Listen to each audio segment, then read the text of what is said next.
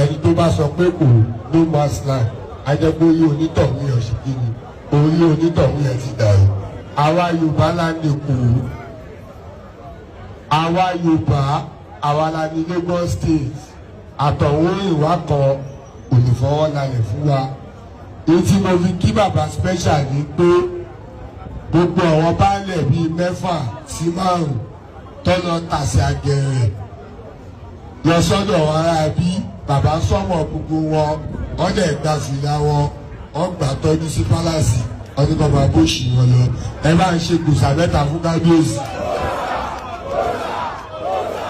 Tí gbogbo ọba aládé tó kù tó bá ń ṣe bẹ́ẹ̀ àwòkọ́ṣe tó darí ọ̀rọ̀ ará àbídọ́fẹ́ bá ṣẹnu wátawàta wọ́n á mọ̀ ẹ́ pé Lagos State ọ̀wọ́ ọ̀kan lọ́ní kò ń ṣe no man's land. Ìyẹn ni mo fi kí bàbá. Like you cry, I don't know, maybe your government might hear you. If you talk from now to tomorrow, it will be very difficult for your government to listen to you. You know why? Because a lot of your banks that your government officials put their money into, those banks belongs to Igbos. We can decide to close those banks and your country will become bankrupt. UBA is one of the most popular banks you use in Ghana. It belongs to Igbos, Access, Zenith. All those banks you've seen, go and look at the owners of the banks. It belongs to us. Then again, let's go to go and use your Google. You have 2 phones. You can Google who's the owner of UBA. Then you look at his tribe, United Bank of Africa. Who's the owner? And you type what tribe does he come from. You type who's the owner of Access Bank. You look his name. You type which tribe does he come from. Who's the owner of Zenith? You look his name and type which tribe does he come from. So then go again and look at the phone you guys use. The most used phone in Ghana is Technophone. Technophone is still produced by the Igbos. Infinix, Itel, still produced by the Igbos. I don't know, like how you think you can fight such people? Is it fighting? You don't have the economic power to fight the Igbos. If you want to fight the Igbos, you will need an economic power, not by one rich man. Yeah, you will need a collective of very rich communities to fight them, because we are into your economy already. You know, financially financing a lot of, let me not go into details. So how can you fight the Igbos? Is it by going online and calling your government? Your government is not going to do anything because your government is going to lose a lot of things. Hey, Joe. Ìlú ti yí orí ti change. Ṣé trailer ti gbàrí yín ni?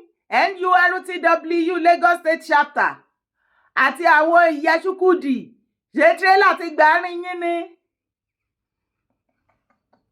Àwọn Nurtw àti àwọn ìyá Ṣúkúdì 5 and 6 àwòràwò.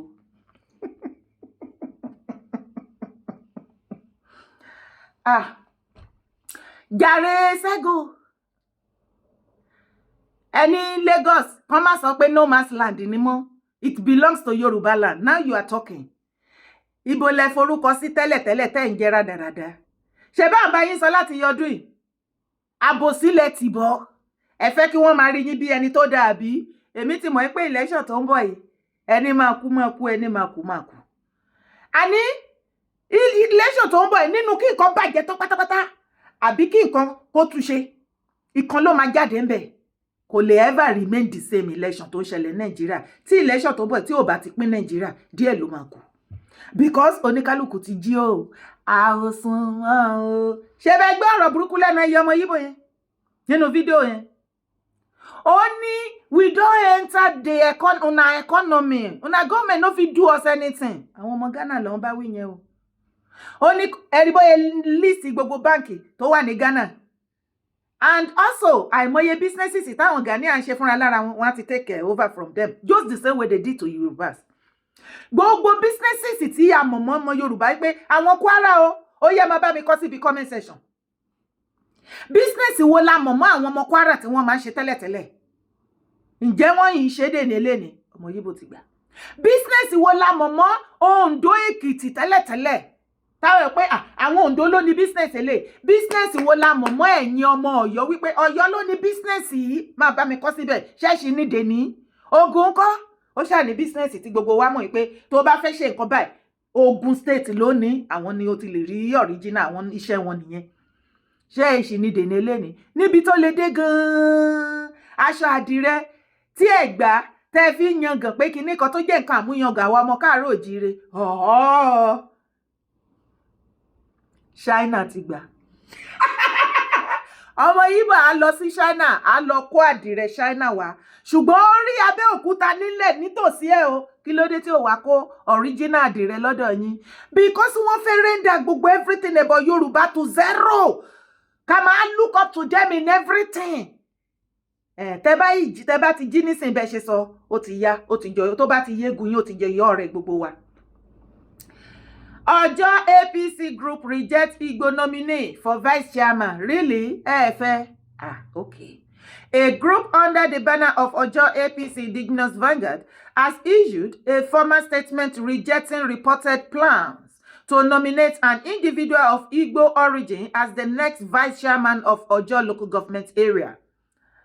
In the statement titled "Enough is Enough" and copied to the All Progressive Congress APC National Chairman, the Governor of Lagos State, the Lagos West Senator, and other party leaders, the group expressed dissatisfaction with what it described as a recurring pattern of nominating individuals from the Igbo ethnic group for the vice chairmanship position. They argue that qualified candidates of Yoruba origin are available within the local government and should be prioritized. Ṣẹ̀ráyé yín ọmọ Yorùbá ṣùgbọ́n tí gbogbo wa bá ti jọ jímọ́ tinú wa nísìn wàláì kò tí ì léètò ẹni tó gbẹ́ kòtò tí ì gbẹ̀jì ẹni tó kó síbẹ̀ ò tí ì kan lápá débi tó máa kán lẹ́sẹ̀ we can still do many things àtúnṣe wà àtúnṣe yẹn lèmi wà fún.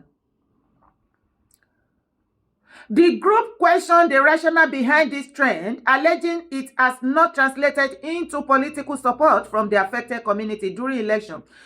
It is on record that we witnessed serious challenges during the 2023 state and national election. Amo, ojú yín bó gan ni.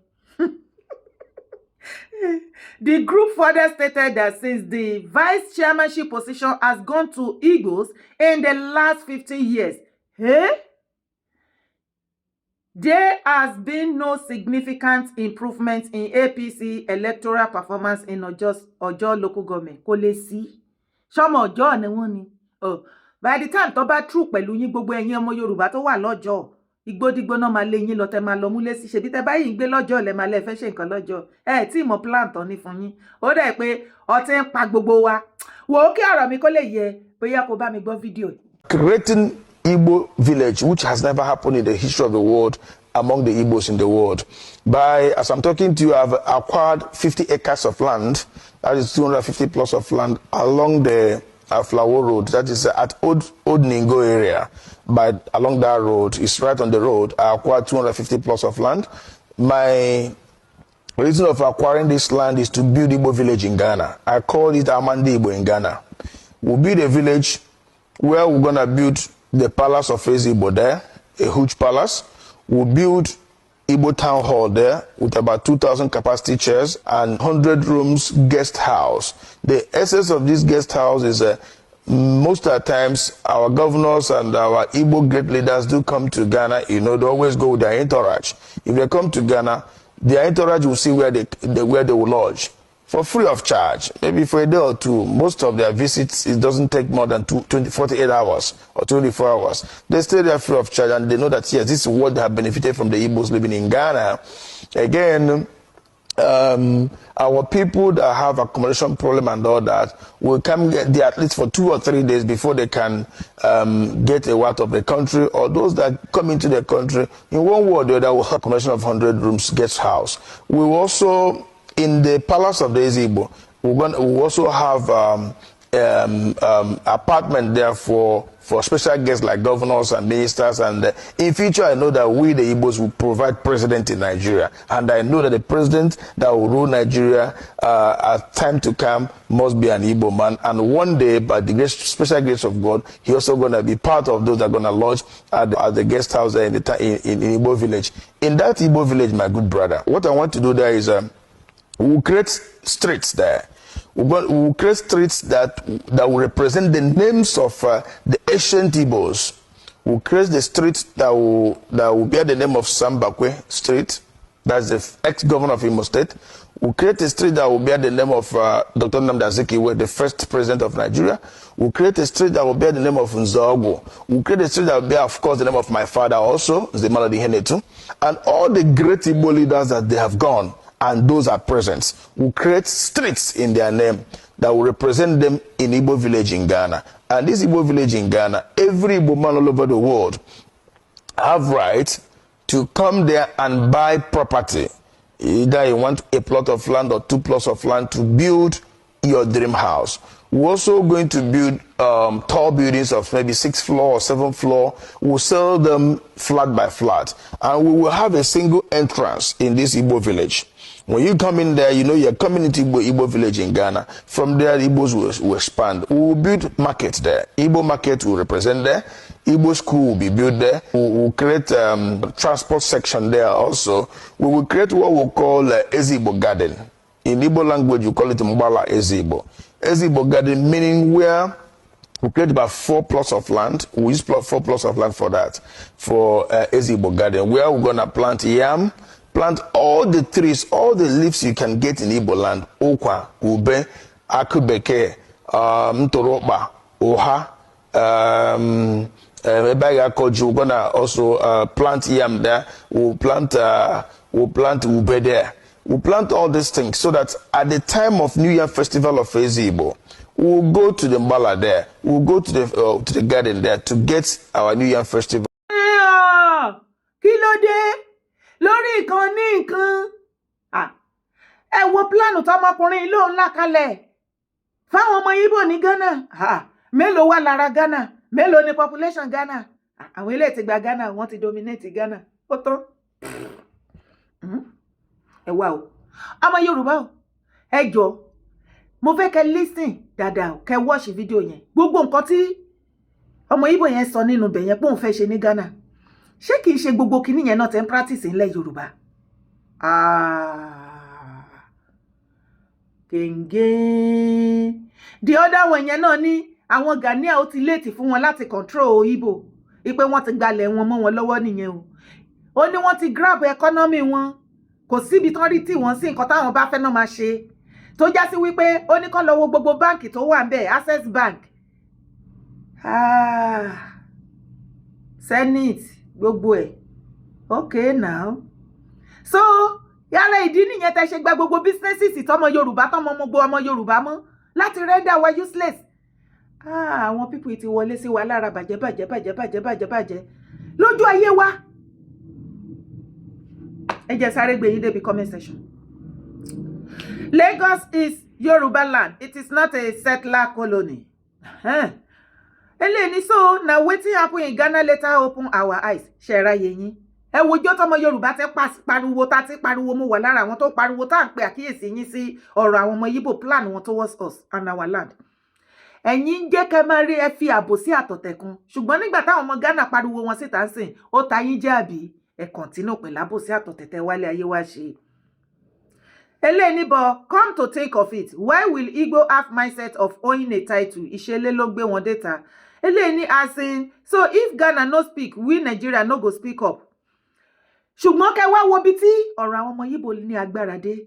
Tí ọmọ Igbo bá ń fi nǹkan là ẹ́ mọ́lẹ̀ tó ń bá tiẹ̀ jẹ́, tó bá ń sunkún tó ń ṣe bí ìwèrè ńbẹ̀ tó ń sunkún, wọ́n á máa ṣe mọ́. Ìjọ́ tó bá ti dìde tó lè múra báyìí pé tó lè look at their faces like this pé Kilode Gan. Ìjọ́ ẹ̀ náà máa yí mú ẹ lọ́wọ́. Wàá máa gbọ́ ìwọ ló ń fi ìyà jẹ wọ́n. Wọ́n á wá máa pe everybody it's a tribalism o, bigotry, Yorùbá bigotry ni o. Wọ́n nǹkan tó ṣẹlẹ̀ ní Ghana, ọmọ Igbo láwa Yorùbá la instigate. What happened in Ghana that was instigated by Yoruba? We are progressive, hardworking, and not lazy. We are unstoppable. Your envy and hatred instead brings more open doors for Igbos. Igbo can never do without Yoruba. Mi mo ru ọ̀ràn tó le tó báyìí. Allah fẹ́ kúrò. Hausa ní níbi tá ń lọ. Fulani, you are going nowhere. Ọmọ Igbo fẹ́ para wọn kú sí Yoruba. Yoruba ni wọ́n dẹ̀ mọ́ iye ara wọn. Ó ta kókó. Eleni, Yoruba must fall. Lazy people don't stand a chance in a competitive world. It's a matter of time. If you like defend your soul, you must lose it. Ṣé ti gbọ́ nǹkan tó sọ fún yín? Wọ́n ní ẹ̀yin Yorùbá dandan èrò ọkàn àwọn ọmọ Ìgbò ni pé kí ẹ̀yin ìran Yorùbá kẹ́ follow yakata. So condition tó ń gbé bàbá Tinubu against 2027 bẹ́ẹ̀ tú Kánú lẹ̀ mi ò ní ẹ má tú lẹ̀ bẹ́ẹ̀ tú lẹ̀ lẹ́ni kò ní kọ́mọ Ìgbò fún yín níbò ní Lagos State ẹ̀yin ní ká dìde ọmọ Yorùbá àti the whole of Yorùbá land 2027 ojú everybody máa bó a ní 2027 Nàìjíríà máa pín sẹ́ẹ̀ Nàìjíríà máa pín àti ń pín already ṣé ò ti rí bó ti bẹ̀rẹ̀ dey play ọ̀nà tí ọ̀pọ̀lọpọ̀ wá gbèrò wípé Nàìjíríà máa fi bá tiẹ̀ lọ tó ní kálukú á bá tiẹ̀ lọ iṣẹ́ wa èrò ọkàn wa ó yàtọ̀ sí tọlọ́run gédégbé tó o bá wẹnu lẹ̀ tó wẹnu ọkọ gbogbo nǹkan tó ń ṣẹlẹ̀ sìn gbogbo ẹ ti dojúrú bí ẹsẹ̀ tẹ́lọ̀ ṣé o rí pé Nàìjíríà ti pín lójú tiẹ̀ ṣé Ìgbò ti dára wọn dúró ṣé nọ́dẹ́nà Haúsá wọ́n ti dá dúró Fúlàní ti dá dúró wọ́n ti mọ́ra wọn Haúsá ti ní kọ́ má ká àwọn mọ́ Fúlàní náà wọ́n ti kóra wọn mọ́ra wọn wọn ò bá Haúsá ṣe Yorùbá market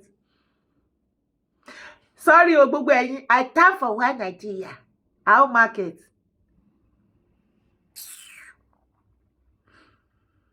and who tell you Lagos is only for Aworis yeah they tell kan Eleni, my brother, what you don't know is that once you give them the opportunity, they always use it to promote their kindred and agendas and not to the benefit of the people that gave them opportunity or representing. These people show too much disdain towards Yoruba, even in Yoruba land. You see? Go to that Tinji.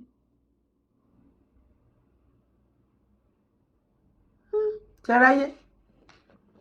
Èmi á dúró níbi ibi náà mo fẹ́ kí gbogbo ọmọ ìran mi tí fídíò ẹ̀ bá dọ́dọ̀ ẹ̀ bá mi share fún gbogbo kábíyèsí ilẹ̀ Yorùbá gbogbo baálẹ̀ gbogbo olóyè gbogbo ọmọkọ ilẹ̀ Yorùbá both home and abroad má sọ wípé torí ti tèmi ò ṣe fún mi ilẹ̀ Yorùbá ló ń ṣe fún àtúnṣe lèmi wà fún ọmọ Yorùbá ẹ jí lójú oorun ẹ má sùn ẹ má jẹ́ kí ilẹ̀ bàbá wa kó di tẹlòmíì àwọn àgbààgbà náà ogun tó ń jà yìí ó jà àwọn náà ṣùgbọ́n wọ́n dúró tán wọ́n protect ilẹ̀ bàbá wa ó ní wà tèmi ṣe ilé máa claim ilẹ̀ yẹn o ṣé kó wá torí ìwà tèmi generation wa yìí sìn kí ilẹ̀ Yorùbá parẹ́ ni because tí a bá fèlè láti do the needful ní àsìkò yìí NURTW sego èèyàn tó bá rí ẹ wọ́n rò wípé bẹ́ẹ̀ ló nífẹ̀ẹ́ Yorùbá tó ṣe bí àti yọdún ìta tẹ́ pariwo kí ló dé tá ìdásí ẹ̀yìn awo ìyá Ṣúkúdì bọ̀ nígbà tó ti di ọ̀rọ̀ politics ẹ̀rí pọ́ ti bójú bàbá jẹ́ ní last time ẹ fẹ́ kán tó wá bójú wọn jẹ́ torí politics torí ìbò 2027 lẹ́sẹ̀ mọ̀ wípé Lagos is Yorùbá land àbí